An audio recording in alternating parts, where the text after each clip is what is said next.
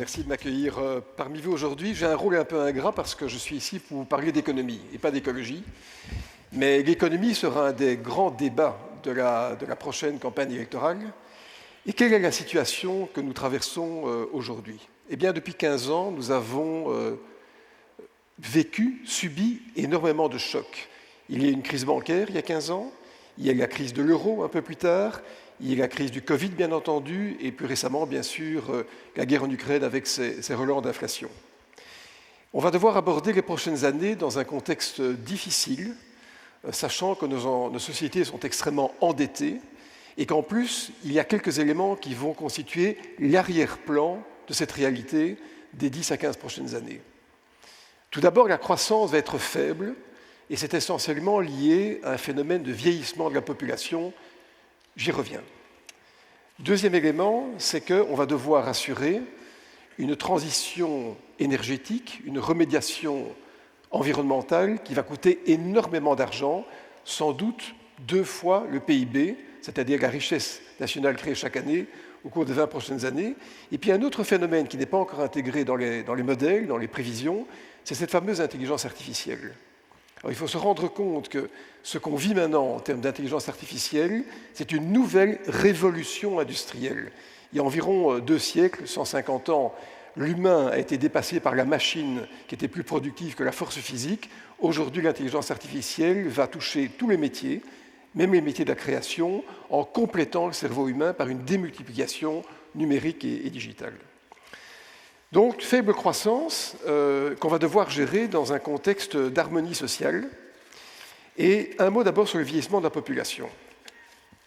Le vieillissement de la population en tant que tel, c'est un phénomène qui crée moins de croissance parce qu'il y a plus d'inactifs, il y a moins d'actifs, et donc la capacité de travail qui doit être fournie par les actifs est en partie capturée par les personnes qui sont retraitées, et c'est bien normal. Et en fait, en Belgique, on a un système de pension qu'on appelle un système par répartition. En fait, quand on cotise pour sa pension, on ne cotise pas pour soi-même, on transfère un prélèvement sur les personnes qui sont retraitées.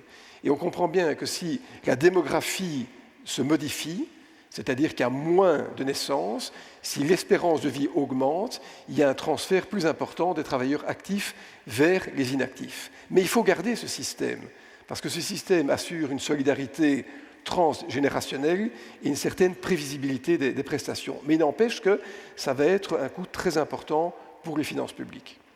Et l'intelligence artificielle, auquel je faisais référence aussi, va nous enlever une partie de la richesse nationale. Parce que si les gains de productivité, c'est-à-dire ce qu'on est capable de produire, est en partie aspiré par des machines qui sont situées à l'étranger, ça veut dire qu'une partie de la valeur du travail va être affectée. Et donc, on peut s'attendre, dans les prochaines années, et ce sera un point de débat, à ce que l'endettement public, qui est déjà très important, continue à augmenter. Parce que nous n'arriverons pas à respecter des critères européens, nous n'arriverons pas à réduire facilement l'endettement public, nous n'arriverons pas à réduire le déficit budgétaire. Bon, est-ce que c'est grave? Alors, ce n'est pas souhaitable, évidemment.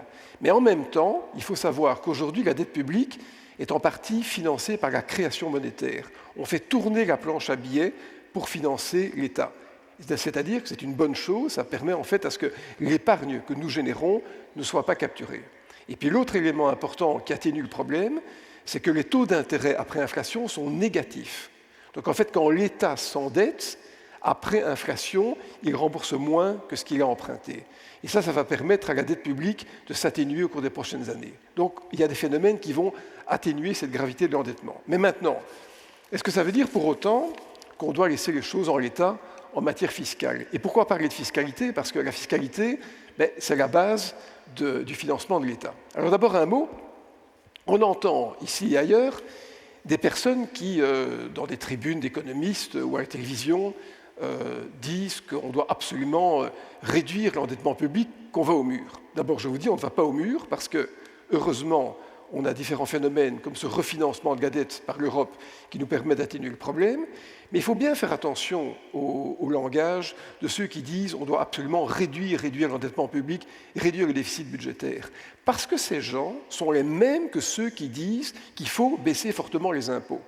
Alors si on veut réduire le déficit budgétaire et en même temps réduire les impôts, immanquablement, il ne faut pas faire des grandes études pour le comprendre, ça conduit à diminuer les dépenses sociales. Et donc, ça conduit à détricoter la sécurité sociale. Ce qui veut dire que derrière ce langage un peu mécanique de virilité budgétaire ou d'orthodoxie budgétaire, il y a en fait des personnes qui disent qu'on doit démanteler l'État social. Ça, ce serait extrêmement grave. Alors, qu'est-ce qu'on peut faire par rapport à tout ça? Moi, je voudrais partager avec vous quelques pistes de solutions, et ça prendra quelques secondes. On a en Belgique un système d'impôt qui avait été créé en 1962 et en fait qui consistait à taxer globalement les revenus d'une personne physique selon ce qu'on appelle un barème progressif. C'est-à-dire que plus on gagne, plus le taux d'impôt est important. Alors qu'est-ce que ça veut dire? Ça veut dire que plus on est capable de créer de l'épargne, de mettre de l'argent de côté, plus on est taxé sur les euros qui permettent de créer de l'épargne. En d'autres termes, quelqu'un qui a un revenu faible, qui n'est pas capable d'épargner, sera moins taxé que quelqu'un qui est capable de créer de l'épargne. Ce système, en fait, est un système essentiellement solidaire et social, mais il a été dénaturé. Parce qu'aujourd'hui, il n'y a quasiment plus que les revenus du travail qui sont soumis à cette taxation progressive. Donc ce qu'on devrait faire, c'est reglobaliser les revenus, c'est-à-dire retrouver l'esprit originel de la fiscalité belge et appréhender globalement la capacité d'un citoyen à financer les charges de l'État. Ce n'est pas très compliqué à faire, c'est une question de volonté politique.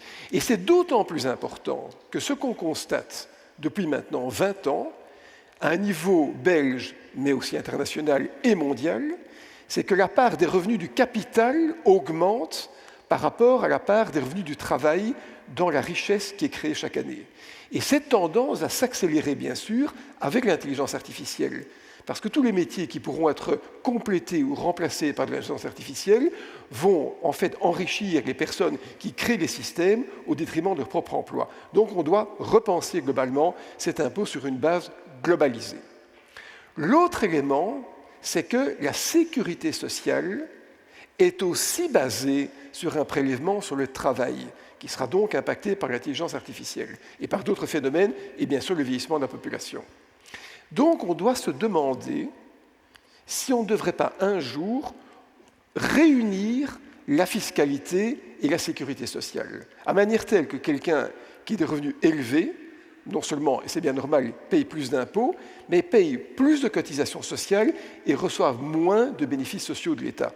Et inversement, une personne qui aurait des revenus faibles, bien sûr paierait, et c'est normal de nouveau, moins d'impôts, devrait moins cotiser en termes de sécurité sociale, mais recevrait des avantages plus élevés que quelqu'un qui a de hauts revenus. C'est-à-dire retrouver plus de granularité, plus de justice et de justesse dans la façon dont on peut gérer le rapport d'un citoyen à l'État. C'est-à-dire qu'on ne taxerait plus uniquement le travail, on ne prélèverait pas uniquement le travail, mais on appréhenderait globalement la situation d'une personne pour savoir dans quelle mesure il peut recevoir et contribuer.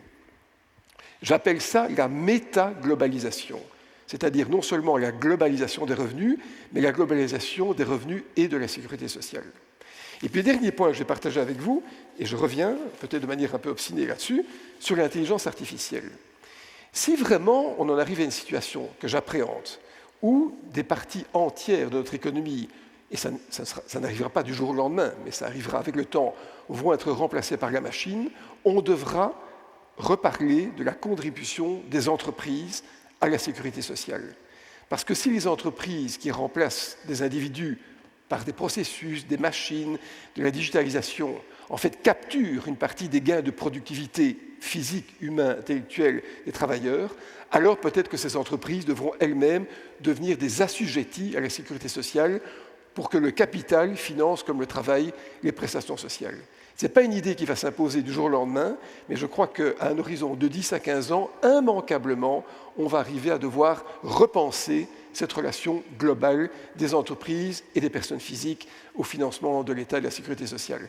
Ça prendra du temps, et en fait, finalement, je crois qu'on a vécu ces dernières années des chocs comparables à des guerres, c'est-à-dire des chocs extrêmement importants en termes économiques, et le Covid a pris beaucoup de vies. M. Kopiters en a parlé tout à l'heure. Donc, je crois que, et c'est justement après les guerres qu'on refait des assises fiscales, sociales. C'est après les guerres qu'on repense la fiscalité. C'est après les guerres, la Seconde Guerre mondiale, qu'on a repensé et créé la sécurité sociale. Eh bien, je crois que le temps est venu de repenser globalement, sagement, intellectuellement, de manière apaisée et constructive, tout ce système de l'État social dans le sens, je le répète, et Madame Frère y a fait référence, de la justice sociale. Je vous remercie.